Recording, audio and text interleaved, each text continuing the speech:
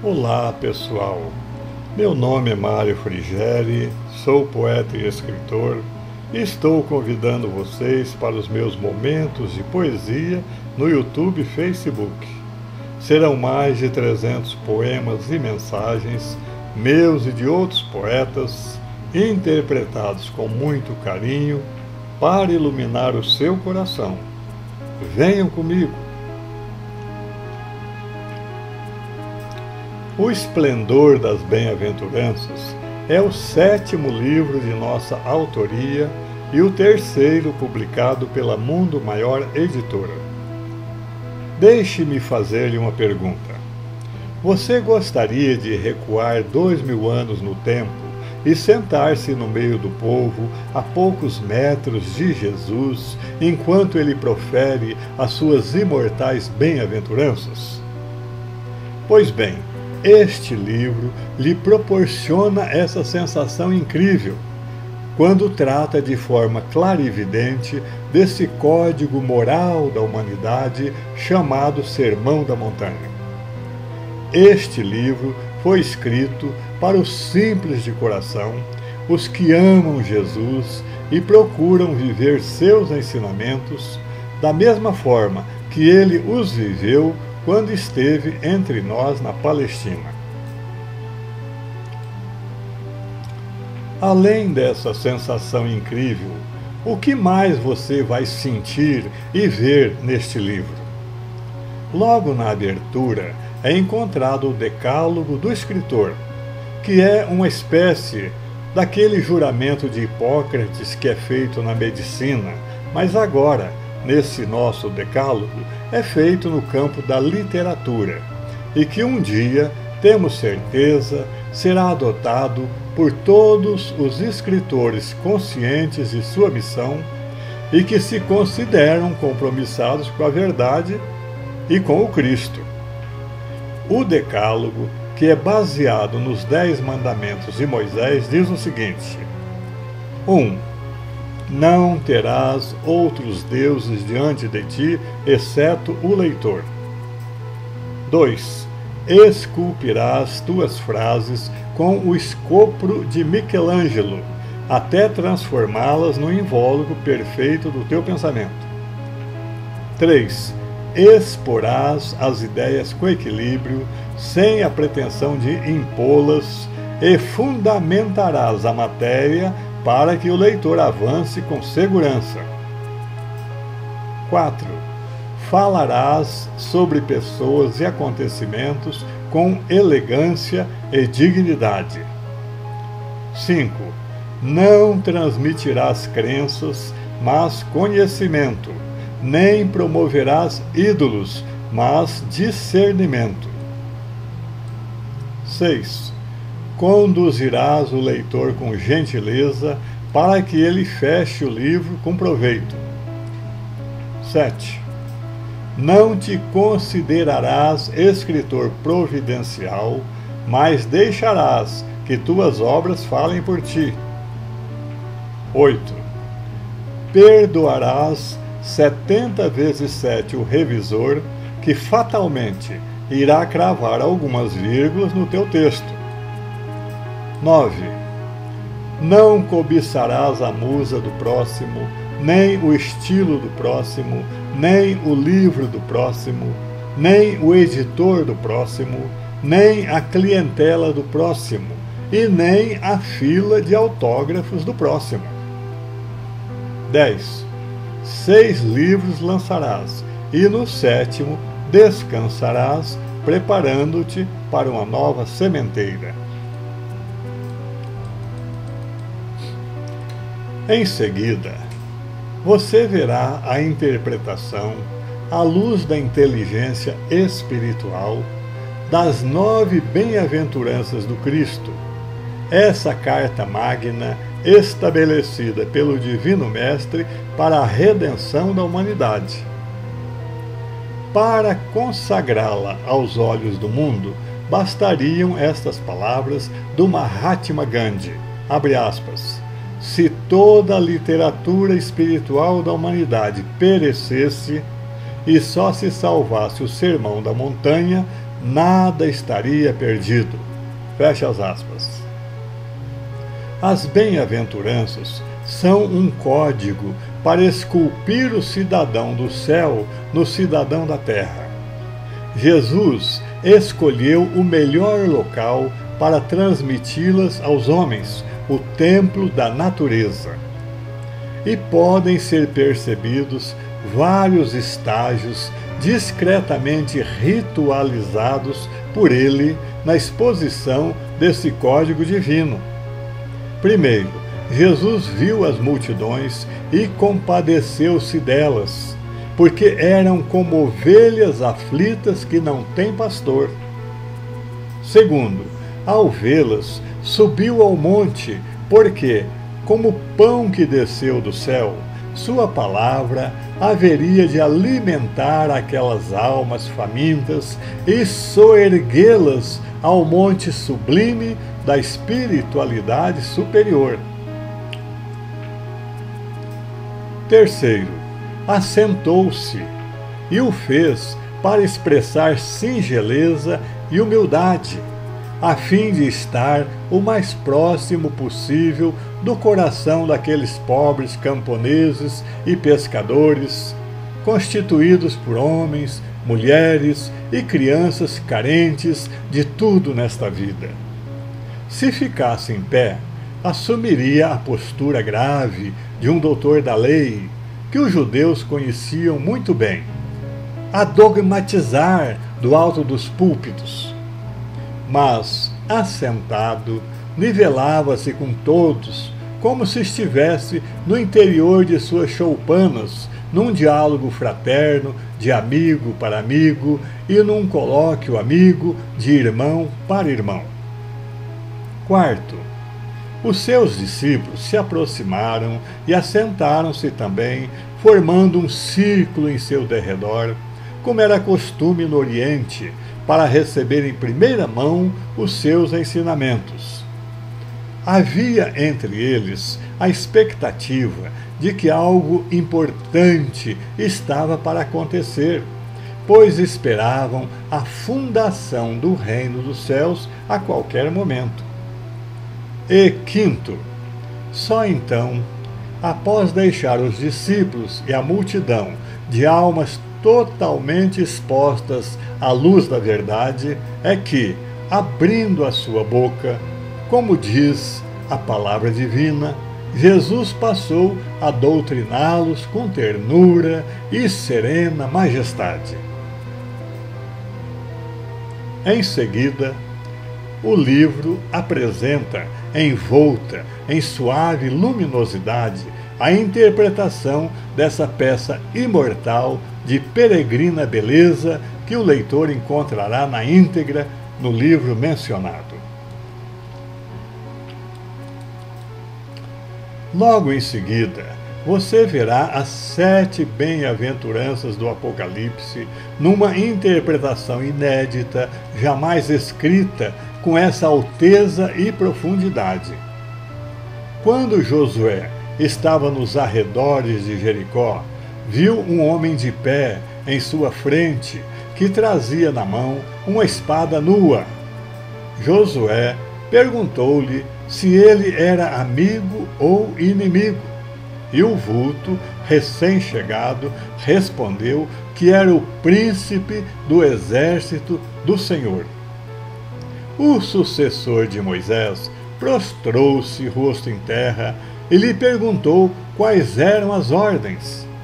O príncipe do exército do Senhor ordenou-lhe que descalçasse as sandálias, dizendo: porque o lugar em que estás pisando é santo. O mesmo podemos dizer em relação a essa interpretação do Apocalipse. É um solo sacratíssimo, onde o aspirante ao apostolado sublime deve adentrar com o coração totalmente arrebatado em prece. Para comprovar essa sacralidade, basta dizer que, atendendo ao planejamento divino, Jesus veio ao mundo há 2000 anos para cumprir duas grandes missões messiânicas, a saber, primeira, transferir o Evangelho das regiões resplandecentes do planeta para a crosta terrestre. E segunda, estabelecer a mensagem do Apocalipse entre os homens como roteiro para iluminar seu destino futuro à medida que eles se tornassem dignos dessa revelação. O Evangelho é o código divino que rege as dimensões mais elevadas da Terra e que um dia regerá também a esfera em que habitamos. E o Apocalipse é a demonstração superior de que o futuro já está traçado pelos poderes dirigentes do planeta, e a revelação de que, através dele, a humanidade será conduzida à sua regeneração e iluminação. A primeira missão, Jesus a cumpriu pessoalmente por meio de sua palavra e exemplificação pessoais, durante o período que permaneceu entre nós na região da Palestina. A segunda missão, ele a cumpriu cerca de 65 anos depois de sua ascensão, através do anjo especial que enviou a João Evangelista, exilado na ilha de Patmos, para entregar-lhe o conteúdo desse livro revelador, conforme vemos logo em seus primeiros versículos. Abre aspas. Revelação de Jesus Cristo, que Deus lhe deu, para mostrar aos seus servos as coisas que em breve devem acontecer, e que ele, enviando por intermédio do seu anjo, notificou ao seu servo João, o qual atestou a palavra de Deus e o testemunho de Jesus Cristo quanto a tudo que viu. Fecha as aspas. Segue na obra a interpretação das 7 bem-aventuranças do Apocalipse, abrindo ao leitor um leque imenso de meditações que o levarão certamente aos portais divinos. O leitor verá em seguida o livro falar sobre os profetas da nova era, destacando-se dentre eles Jesus, o maior profeta de todos os tempos. Vai falar também sobre a transfiguração de Jesus no Tabor, revelando as 10 etapas em que se desenvolveu aquela transfiguração. Vai falar do pioneirismo de Allan Kardec em relação às ciências e aos cientistas de seu tempo. Vai apresentar também, em 10 etapas, as reflexões de Kardec sobre a crença real que iluminará o coração do homem quando ele atingir o esplendor da futura religião da humanidade. Vai falar da obra de André Luiz em 7 capítulos, revelando aspectos ainda não percebidos de seus vastos ensinamentos. Dentre eles, vai falar sobre as transfigurações do perispírito, sobre a maneira de manter a paz no coração, mesmo num mundo envolto em tanta tribulação, sobre a reação de nosso lar quando teve início a Segunda Guerra Mundial, sobre o amparo espiritual dedicado às pessoas que fazem por merecê-lo, sobre o poder fulgurante da oração, sobre o que fazer para desencarnar com serenidade e assim por diante. Níveis de consciência e o futuro é um de seus capítulos mais instigantes, pois vai explanar em profundidade sobre os vários níveis em que se encontra dividida a consciência humana, valendo-se das reflexões de vários filósofos e pensadores de todos os tempos, como Jung e Calderaro, Ouspensky e Gurdjieff, Sua Voz e Pietro Baldi, o apóstolo Paulo, Emmanuel e Allan Kardec. Todos esses luminares reunidos irão lançar intensa luz sobre esse tema que interessa demais à humanidade, visto tratar do conhecimento de sua consciência e de como transformá-la em luz antes que chegue a grande noite da treva que envolverá em breve todo o planeta. Como ensina o apóstolo Paulo, desperta, ó tu que dormes, levanta-te dentre os mortos, e o Cristo te iluminará. Tudo o que vivemos em todos os tempos, no campo do bem e do mal, é registrado automática e indelevelmente em nossos arquivos psíquicos, tornando-se asas que nos libertam ou grilhões que nos prendem durante a nossa marcha evolutiva. Temos, portanto, em nós o passado, o presente e o futuro. Segundo Calderaro, um dos grandes mentores espirituais revelados por André Luiz, a psique humana é constituída de 3 partes: subconsciente, consciente e superconsciente. No subconsciente encontram-se os nossos impulsos automáticos. No consciente, as nossas conquistas atuais. E no superconsciente, as noções superiores, ou seja, as eminências que nos cumpre atingir. Temos assim em nós, segundo ele, o passado, o presente e o futuro. O passado no subconsciente, o presente no consciente e o futuro no superconsciente. Vemos assim que temos em nós o passado porque já o vivemos. Temos em nós o presente porque o estamos vivendo. Mas como podemos ter em nós o futuro se ainda não o vivemos? Ainda não o vivemos? Engano, já o vivemos sim. Temos registrado em nós o futuro até aquele ponto em que o vivemos quando fomos transferidos para a Terra provenientes de mundos superiores. Nosso livro irá desenvolver essa tese empolgantíssima do futuro infuso em nós, revelando que já vivemos em planos e planetas superiores à Terra. Trazemos essas lembranças e vivências embutidas em nós desde que fomos exilados de lá para cá, em vista de não termos tido merecimento de ser promovidos com o nosso mundo de origem, de onde fomos banidos quando ele foi guindado a um novo patamar evolutivo na ordem universal.